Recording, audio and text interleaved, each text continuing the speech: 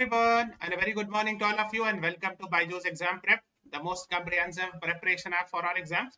As we all know, from Monday to Thursday, 11 a.m. in the morning, we come up with the Hindu analysis. Today is 6th September, that is Wednesday, and we are here with the Hindu analysis. So if I am audible, just write in the comments, yes sir, you're audible. Awaaz aa rahi hai meri? Am I audible? So these are the two important articles we'll be discussing. Supreme Court reserves verdict in Article 370 abrogation challenge. The next is Bharat replaces India in G20 invite from President. So these are the two important articles we'll be discussing about it. Okay. So let's start with this article. So, but before that, there is a question for you. Which article of the Constitution says India, that is Bharat, shall be union of states? Your options are Article 368, Article 52, Article 71, Article 1. Okay. So what is the right answer to this question? ये वाला statement कहाँ mentioned है? Because there are debates around it. So that is why this question is. Yes, very good. So the right answer is option D. Yes. Gauri Sethi, Priya Chavan, you all are right. Yes. Namur Aftab. So basically it says the Article 1, the first article of the Constitution says India, that is Bharat, shall be a union of states. It means the name India and Bharat means both are the name of India. Okay. Either you can use the word India or Bharat. Okay. So basically these things were coming in the news that generally the precedence is that the President of India is written whenever any invitation is done. But this time when actually an invitation was done regarding G20 summit, the word President of Bharat was used instead of India. So these things were coming in the news. It became slightly controversy and all that. Why did you use it? So basically, the critics said that the Article 52 talks about President of India, not President of Bharat. Then those who supported the argument, they said that India and Bharat both are same thing here. So these are the controversy. We are not going into controversy, but basic articles you should be knowing. Our focus should not be on controversy. Our focus should be on knowledge. Okay?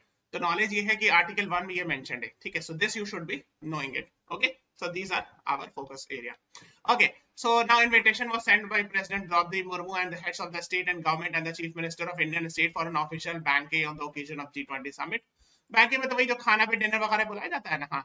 So उसमें President of Bharat दिखा हुआ था. So that is why I mean so this was in the news. The government sources said that the word Bharat will be used more and more in common months for official communication purpose and all. Okay, so that is what you should be knowing it. Okay, तो legal experts का जो कहना वो ये है कि India and Bharat are interchangeable, can be used in official invitation. तो India की जगह भारत, ये भारत की जगह इंडिया यूज किया सकता है because of course the Article 1 clearly says. So there is no need for to do any constitutional amendment. ठीक है, so but both can be used interchangeably. That's not a big issue. फिर नीचे लिखा constitutional amendment will be required only if one particular term used is to be removed. उतना भी जरूरत होगा जब मान लीजिए आप हटाना चाह रहे हैं, whether you want to remove this word or that word, then only constitutional amendment is required. Otherwise both can be used interchangeably. That is what the legal experts says. ठीक है? Okay.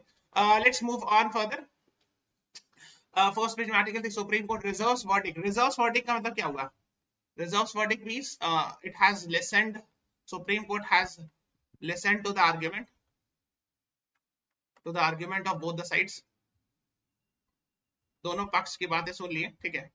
Both the sides, the lawyers of both the sides have given their argument.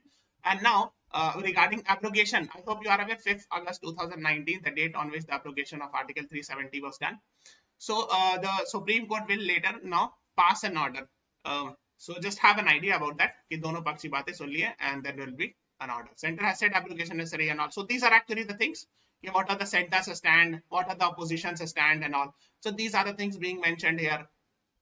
The submission, the hearing was all submission made by both petitioners and the government on the constitutionality of procedure adopted to repeal article and the abolition of 370 and all. So these are the things. Abolition of statehood. Okay. So that is what you should be knowing it. 15 दिसंबर को आएगा क्या चीज? अच्छा, judgment. I don't know about the date of the judgment because that Supreme Court will decide. Okay.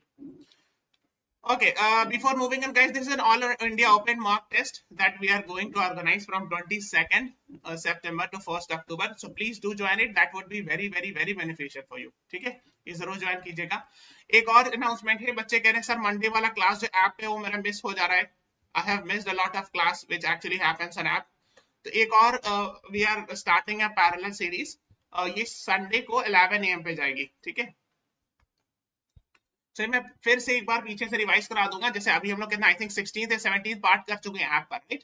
So a lot of people have actually missed those previous ones. So this will be an again a sort of a revision which we'll be doing 11 AM on Sunday, this Sunday. ठीक है, तो आप join कर लीजिएगा. Please do join it. आज इस week Sunday को yes, because people have said कि सर revision series होना चाहिए. So please remember this Sunday 11 AM in the morning I'll be coming up with one short revision series. Okay. तो जब भी होगा तो मैं आपको बता दूंगा इसे. ठीक है, so just remember it. Okay, yes. और ये टेस्ट सीरीज है. These are the test series, you all should attempt it. आप लोग टेस्ट सीरीज देने में रुकिए नहीं. ठीक है, keep on attempting it because that would be very, very beneficial for you. ठीक है, and this 2024 crash course, ये 2025 का कोर्स है which is for next year. ठीक है, so those who are interested for next year they can join it. Call on this number 9538895678. ठीक है, हाँ संडे को 11 AM पर. ठीक है, अरे आप ऐसे करो ना, देखो सब्सक्राइब कर दो चैनल को. So once you subscribe to it, whenever we will put a video you will get the notification. आपको पता चलते जाएगा जैसे ही आप YouTube ओपन करोगे. Okay, yes. हाँ, ये YouTube चैनल पर है, ये YouTube पर जाएगा. ठीक है, ये YouTube चैनल जिस पर आप देख रहे हो, same YouTube channel. Okay, so this will be on YouTube. वो जो मंडे वाली सेशन होती है वो ऐप पर होती है शाम में 6 PM पे. ठीक है, this will be on YouTube. Okay. Okay, let's start with the editorials. So 1, 2, 3, 4, 4 editorials. So the case for elections in Jammu and Kashmir. So basically she's talking about the elections in Jammu and Kashmir. But before that there is a question for you. Who is the current Lieutenant Governor of Jammu and Kashmir? Your options are B.D. Mishra, Mr. B.D. Mishra, Mr. Manoj Sinha, Mr. 𝗟𝗲𝗴𝗹 𝗥𝗲𝗀, Mr. G.C. Murmu. Your time starts now. बताइए तो, current Lieutenant Governor of Jammu and Kashmir. What is the right answer?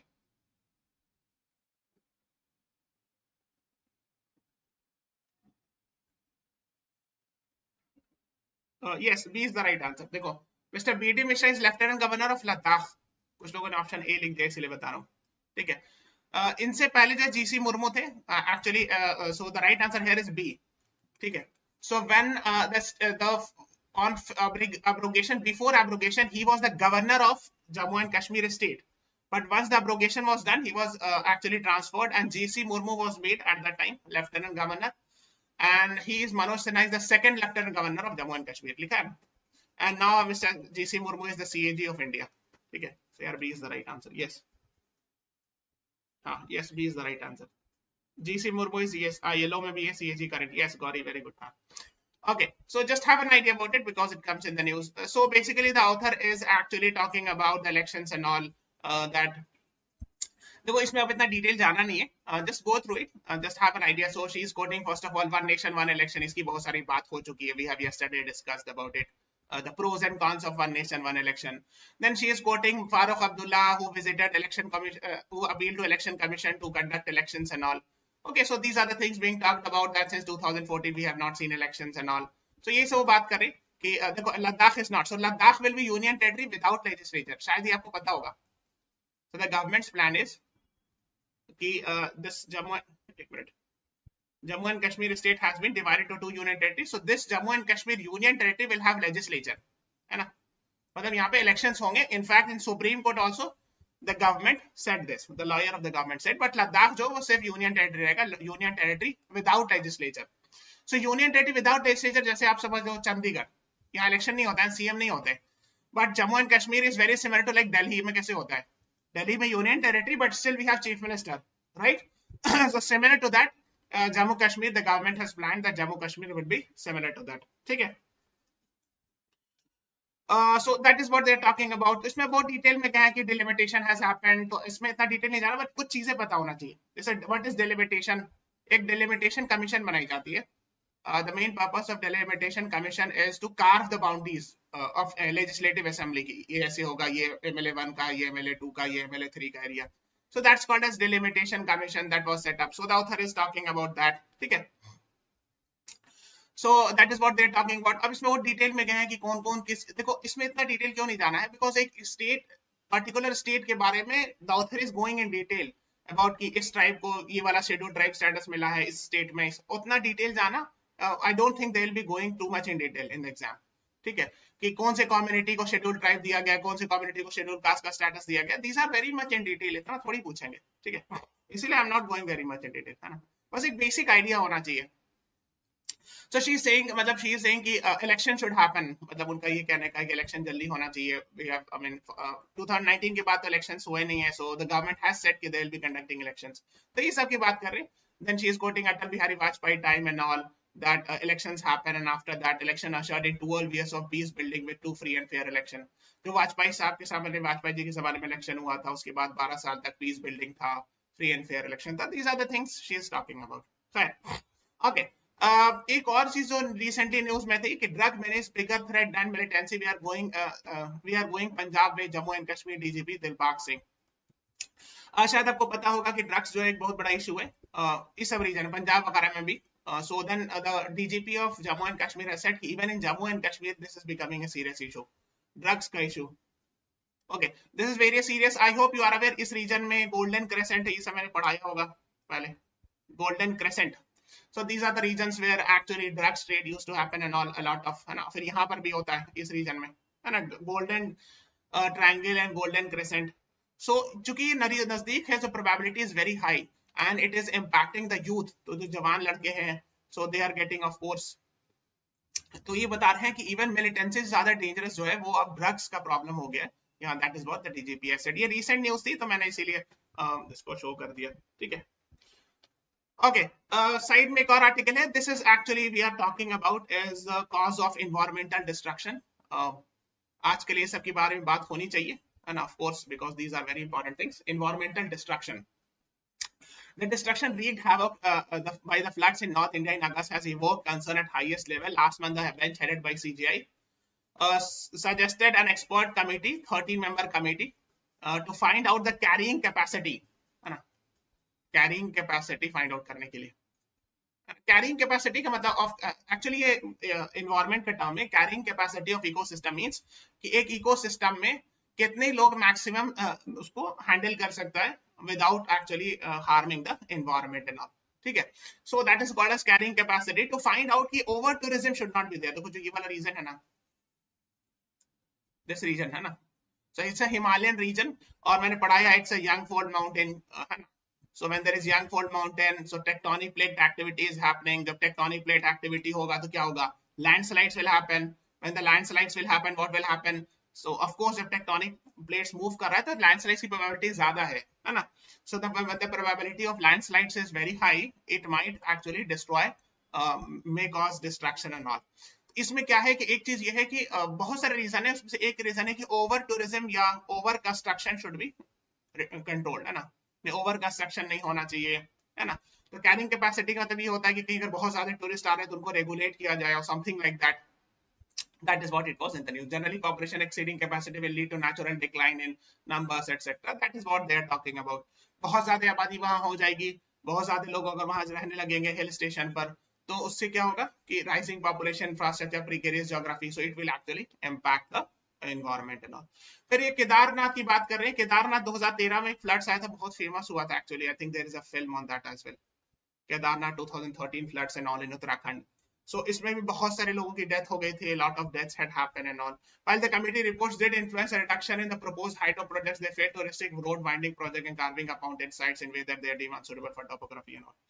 तो ये सब बता रहे, देखो actually क्या है, कुछ जो इन्वायरमेंटल कंसर्न्स है वो एक ये भी है कि यहाँ पे बहुत सारा, क्योंकि पहाड़ी एरिया तो हाइड्रो इलेक्ट्रिक प्रोजेक्ट्स भी रहते हैं, मतलब डैम्स वगैरह, उससे इलेक्ट्रिसिटी जनरेशन, तो ठीक है इलेक्ट्रिसिटी जनरेशन तो होता है, लेकिन बड़े हाइड्रो इलेक्ट्रिक प्रोजेक्ट बनाने से इन्वायरमेंट इम्पैक्ट भी हो सकता है। लैंडस्लाइड्स या अर्थक्वेक आने का डर होता है, because when you are making big projects of course it will impact the land and all. तो एक मसला ये है समस्या। बाकी दूसरा ये है कि रोड वाइडनिंग, जैसे रोड चौड़ा कर रहे हैं, जब रोड वाइडन कर रहे हो वहां पर, so when you are doing road widening, what is the issue?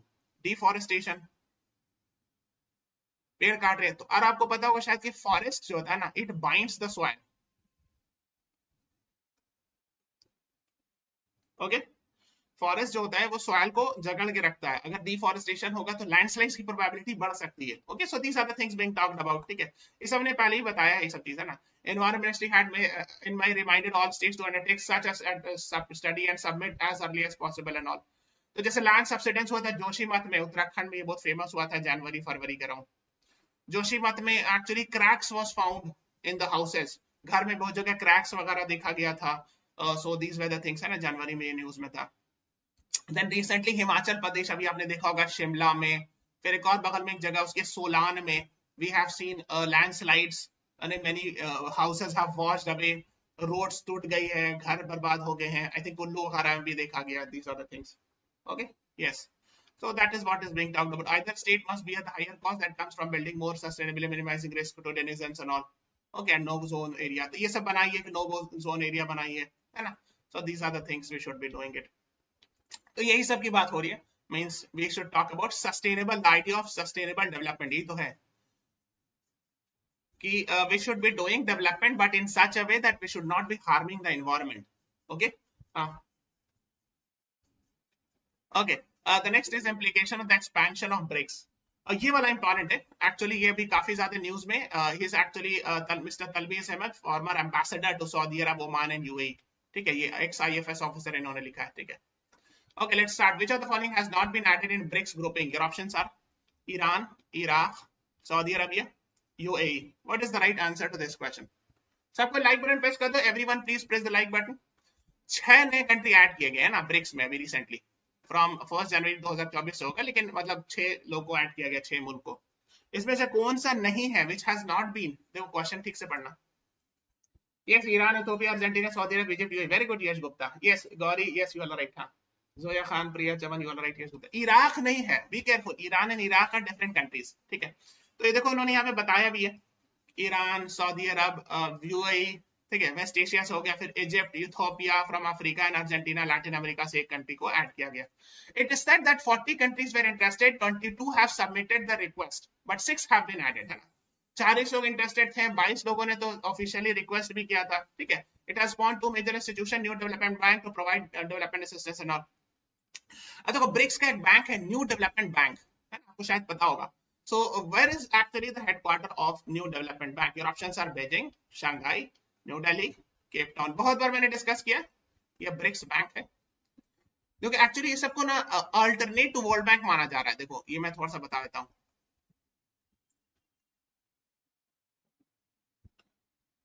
Yes, the right answer is A. No, not sorry, B. Sorry, ये Asian infrastructure investment bank Beijing में, शंघाई में न्यू डेवलपमेंट बैंक, ये तो मैंने बताया था। B is the right answer, not A, ठीक है। सो बी केयरफुल, एक्चुअली देखो ब्रिक्स का जितना भी हेडक्वार्टर, ब्रिक्स की बिल्डिंग सब शंघाई में है, एशियन इंफ्रास्ट्रक्चर इन्वेस्टमेंट बैंक का हेडक्वार्टर बीजिंग में, ठीक है। So just have an idea, it's B, ठीक है, यस। ओके, नाउ देखो एक्चुअली क्या कॉन्सेप्ट है। BRICS member have been united in the dissatisfaction with the western dominated international institution that emerged after second world war, world bank, IMF and all. देखो मैंने, अगर आपने मेरा पेड क्लासेस पढ़ा होगा, I have taught about Bretton Woods agreement, पढ़ाया हूं मैं, यस और नो? कब हुआ था? When in which year Bretton Woods agreement was signed? जिसके हिसाब से वर्ल्ड बैंक, IMF बना, GATT बना। these are the things I have taught, yes, okay। then I have taught you about United Nation, कौन से ईयर में बना था ये भी बताओ, कौन से कॉन्फ्रेंस के अंदर में, ये सब जस्ट सेकंड वर्ल्ड वॉर के बाद बना था। यस, 1944 ब्रेटन वुड्स एग्रीमेंट था, ठीक है। अब देखो ये बताना ये चाह रहे हैं, देखो इसको एक कॉन्सेप्ट दिया जाता है, थोड़ा सा टफ है but just have an idea. Liberal international economic order इसको कहते हैं, लिबरल इंटरनेशनल इकोनॉमिक ऑर्डर। और ये जो लिबरल कंट्रीज है, जब लिबरलिज्म का जब आइडिया राइज हुआ तब वर्ल्ड बैंक बना, IMF बना, यूनाइटेड नेशन बना, then other things like WTO। These are actually western dominated platform कहते हैं।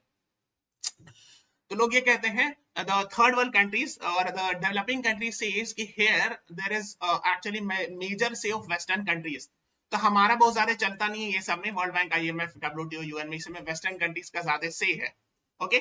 so that is why the developing countries are actually like BRICS are making their own platform, जो जैसे new development bank है, तो इसको माना गया it is a challenge to world bank, है ना।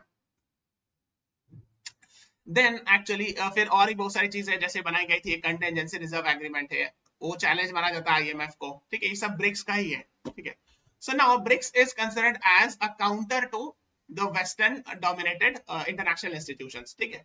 सो इसमें बात भी कही गई थी and all, describe the reflecting yesterday's world and all, तो यही सब बात हो रही है, ठीक है। The recent expansion of BRICS membership has shaped a grouping that is aligned in terms of global perspective and all, ठीक है। जैसे आपको पता है मोदी जी ने रिसेंटली कहा था कि BRICS is an institution of global south, है ना, या लीडर ऑफ ग्लोबल साउथ, मतलब क्या कि डेवलपिंग नेशंस का एक प्लेटफॉर्म है। So basically to give an alternative the developed countries, है ना। Yes, earlier costs are very good, huh? So NDB will help to reduce dependency, yes, on developed nations. Okay. Then BRICS will have 46% of world population, while its share of the global GDP would be 31.15%. इतना share होगा. So these are the things. ये काफी ज़्यादा role होगा world level पर इसका BRICS nations का. ठीक है. ऑयल प्रोडक्शन में भी अगर आपने देखो अगर रिसेंटली सऊदी अरब, ईरान और यूएई ऐड किया गया, ये तीनों क्या चीज के लिए फेमस है? ऑयल एंड नेचुरल गैस के लिए, ठीक है। बाकी ब्रिक्स में Russia is also famous for natural gas, ठीक है। तो आप समझ रहे हो कि अगर ब्रिक्स प्लस 6 नेशन हो जाएगा, so they will be able to control the production of oil and all, ठीक है। तो ऑयल प्रोड्यूसिंग कंट्रीज वगैरह भी काफी ज्यादा इसमें आ गए। Those from West Asia are already close to ties with BRICS and all, है ना। 35% of Saudi oil production goes to China and India. Russia already major supply to China and India. तो ये बता रहे हैं कि देखो 35% जो प्रोड्यूसर है, जैसे सऊदी है, ईरान, यूएई, इन लोग का तेल कहाँ जाता है? चाइना में जाता है, इंडिया में जाता है ना। फिर रशिया भी प्रोवाइड करती है इंडिया को oil, natural gas. So BRICS nation have a strong say as far as oil, natural gas business और ट्रेड इज कंसर्न, है ना। तो उन लोग का बहुत बड़ा रोल आ जाएगा। Despite sanction bye US, Iran has increase oil production. तो यूएस ने सैंक्शन लगाया, सैंक्शन समझते हो ना? Sanction means embargo या economic boycott. So US ने बहुत सारे सैंक्शन लगा रखे हैं, उसके बावजूद भी ईरान ने अपना ऑयल तेल का प्रोडक्शन बढ़ा दिया and it is selling to other countries are buying it. Okay, so that is what you should be knowing it. ये सब बात हो रही है। Rather than looking at the issues being raised, BRICS summit, another meeting, Western communicators have disparaged and all and have no shared vision being a talk shop. तो West ने actually इसको talk shop बताया, of course, because it is considered as the foreign policy expert says कि BRICS is actually a challenge to the Western world, है ना, या Western dominated hegemony, जो भी आप कह लो, ठीक है। तो several wide ranging of talks हुआ, अभी जोहान्सबर्ग डिक्लेरेशन हुआ था रिसेंटली, जोहान्सबर्ग में मीटिंग हुई, that is what is being talked about, ठीक है। तो ये सब बता रहे हैं। The declaration also reflected the shared view of the nations, several political crises, कहाँ वेस्ट एशिया में, Syria, Yemen, Palestine, Arab piece initiative, Iran nuclear deal and all, ठीक है। Ukraine, Russia, Ukraine war, these are also the things, global terrorism and all being talked here, ठीक है। So that is what you should be knowing it, है ना। तो new BRICS में 3 जो country हुए वेस्ट एशिया से, वेस्ट एशिया आप समझते हो ना, इसी रीजन को वेस्ट एशिया कहते हैं, मैंने पढ़ाया ये सब, this region is West Asia. जैसे सऊदी है, ईरान है, यूएई है, these 3 are very instrumental. और recently China has actually brokered a deal between Saudi and Iran. तो पहले जो था ना, ईरान और सऊदी के बीच रिलेशन अच्छा नहीं था, आपको शायद पता होगा। Since recently, till recently, the relationship between Saudi and Iran was not very good, but recently we have seen the improved relationship, है ना। So ये भी एक एस्पेक्ट है, that is what you should be knowing. ये तो मैंने आपको बताया था कि when PM Modi visited BRICS, I mean South Africa, he said कि it's a platform of global south. ये सब काफी न्यूज में था। मैंने बताया what is global south, it reflects developing nations, मैंने पढ़ाया है ना। Okay, so that is what you should be knowing it. Yes. Now, while Western writers continue to harp on the emerging global binary divide and the new Cold War, India and other BRICS are rejected. देखो अभी सबको term लिखा जाता है, ठीक है, कि new cold war है, मतलब न्यू कोल्ड वॉर मतलब है कि वेस्टर्न कंट्रीज इधर है और ब्रिक्स नेशंस इधर है, ठीक है। So they are actually, these are the terms is defined. जैसे 1991 में कोल्ड वॉर खत्म हो गया, तो आप कहते हैं कि this is perhaps a new cold war or something like that. So that is what these are the terms being mentioned. Okay, side में आर्टिकल थे coup in Gabon. Gabon is a country in Africa. यहाँ पर दिखाते हैं, here is India, this is Africa, यहाँ पर आप देख रहे हो, ये this is a country Gabon. शायद आपको पता हो इस रीजन में बहुत सारे मिलिट्री कू आ रहे हैं, military Koo, you understand? So the democratic government are being removed by military. So military is coming to power in Africa in many countries. बहुत सारी जगह आपको मिलिट्री कू देखने को मिला. So that they are talking about pro-western regime of President Mohamed Bazoum was toppled in Niger in a military coup. तो वो niger यहाँ पे, ठीक है।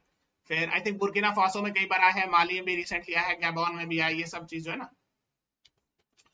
तो these are the things being talked about, है ना। Several countries in Africa including Sudan, Mali, Burkina Faso, Guinea have witnessed coup. Guinea में भी, यहाँ पे गिनिया होगा कहीं पे, इक्वेटोरियल गिनिया, है ना, ये वाला भी, Niger, Mali, Burkina Faso, okay, I think Ghana वगैरह में भी so why these are the things actually ये सब जो ना इसमें वेस्टर्न इन्फ्लुएंस बहुत ज्यादा है, किसी किसी में तो इनफैक्ट अल्जीरिया में, माली में, फ्रांस का बहुत इन्फ्लुएंस है. I hope you are aware of that. Even they got independence from France and western countries, but still influence ये सब रीजन में बहुत ज्यादा है. हाँ, सूडान में तो खैर सिविल वॉर चल रहा है, मिलिट्री को कह सकते हो सूडान अभी, but there actually civil war is happening between paramilitary and army and all. ठीक है, ओके, यस. तो ये सब वो बता रहे हैं. ठीक है, so in the case of this, अब इसमें इतना डिटेल नहीं जाना है. so actually they are not happy, the military are not happy with the western influence, the western countries या फ्रांस या और बाकी कंट्री का इन्फ्लुएंस है, perhaps they are not happy. अब इसमें इतना डिटेल नहीं जाना है कि क्या है. in Gabon, Republican Guard unit of the armed forces whose job was to protect the president moved to seize power after the incumbent Ali Bongo was declared winner. तो जैसे Ali Bongo actually was declared winner in an election, the Republican Guard removed him, or because ठीक है, इनका काम था इनको protect करना, लेकिन इन्हीं को हटा दिया गया. ठीक है, similarly they are talking about बात पुराने वाले. So mister Omar Bongo Ali was a close French ally like his father Omar Bongo. तो ये अली बोंगो साहब जो थे वो फ्रांस से करीब थे, लिखा हुआ है ना फ्रेंच अलाई. सो मैंने बोला ना कि यहाँ पे जो है, सो दीज रीजन्स में फ्रांस का बहुत इन्फ्लुएंस है. So that is what you should be talking about. And Ali Bongo's attempt to preserve oil-rich countries' reserve forests, which cover 90% of Gabon, earned him international applause. ठीक है, तो कई जगह उनको तारीफ भी हुई थी कि उन्होंने oil-rich country के रिजर्व फॉरेस्ट को प्रोटेक्ट किया. So these are the things being talked about. Gabon is an OPEC member, ये तो और बड़ी बात है. Organization of Petroleum Exporting Countries, मैंने बताया था ना. So OPEC members are those nations which actually produce huge amount of petrol and natural gas, and they are instrumental in deciding the oil prices at international level, है ना. So उसमें ये बताया कि per capita income बहुत अच्छा है, one of the richest as far as Africa is concerned.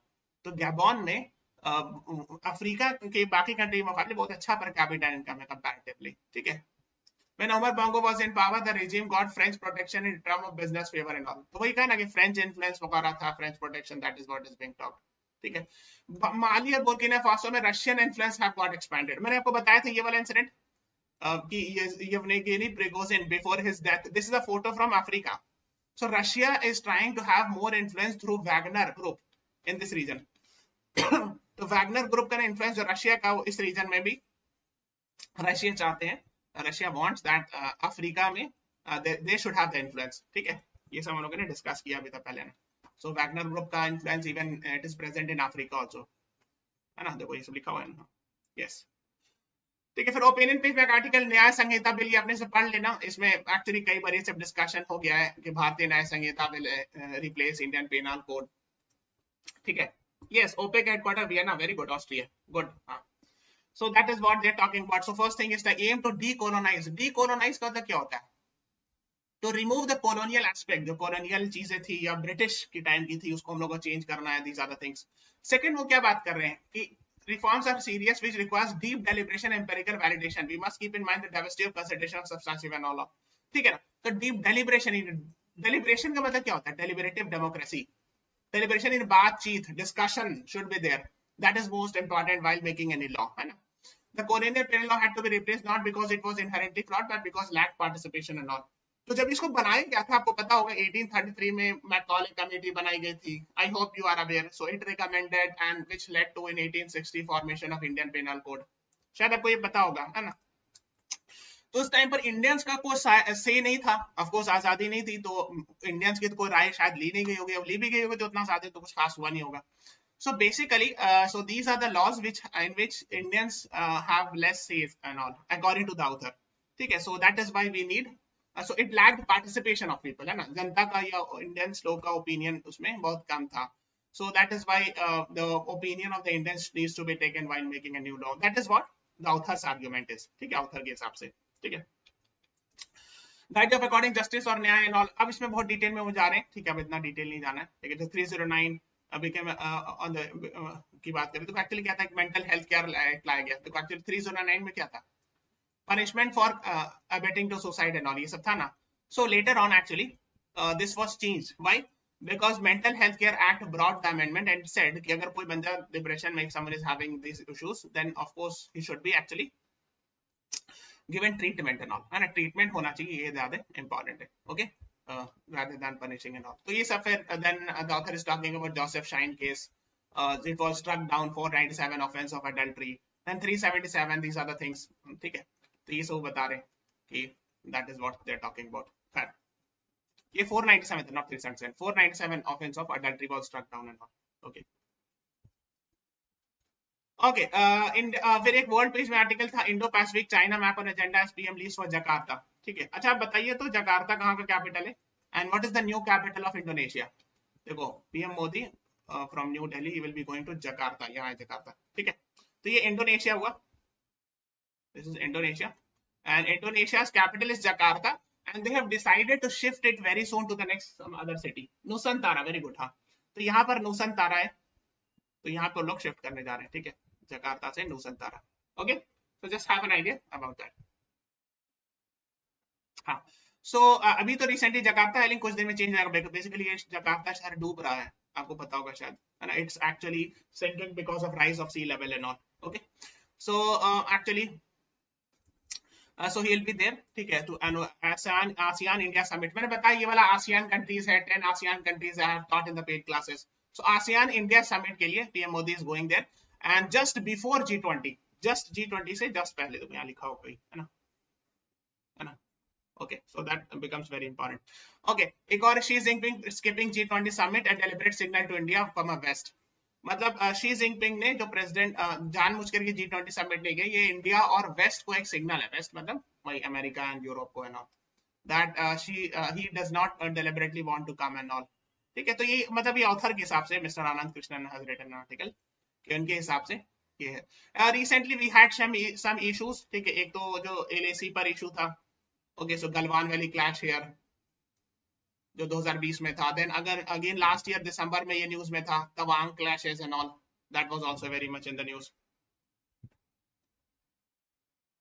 है ना। So just have an idea about it.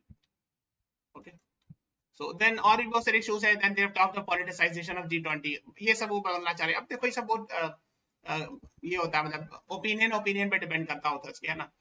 Then of course मतलब ये कहना चाह रहे हैं कि बीजिंग ने कहा है कि पॉलिटिसाइजेशन ऑफ G20 हो रहा है। अब what it means we don't know exactly, कि why they are talking about the issue of Russia-Ukraine war and all here। So these are the things, है ना, which it believes should be limited to economic issues and not involving Russia-Ukraine war and all।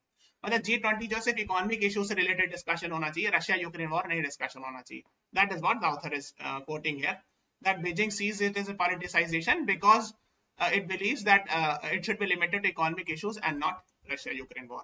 यानी सिर्फ economic issue से related बात होनी चाहिए Beijing के हिसाब से, ना कि रशिया यूक्रेन वॉर से related. That is what it is. ठीक है,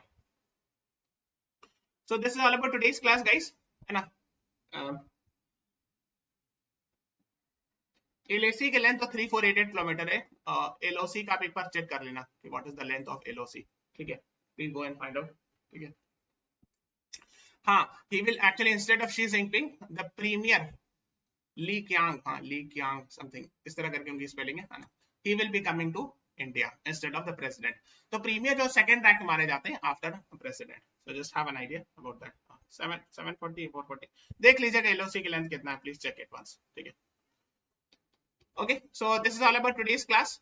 ठीक है, so please subscribe to our channel, follow us on Instagram, Facebook, Telegram, and download the BYJU'S exam prep app। So thank you everyone, thanks for watching, have a nice day।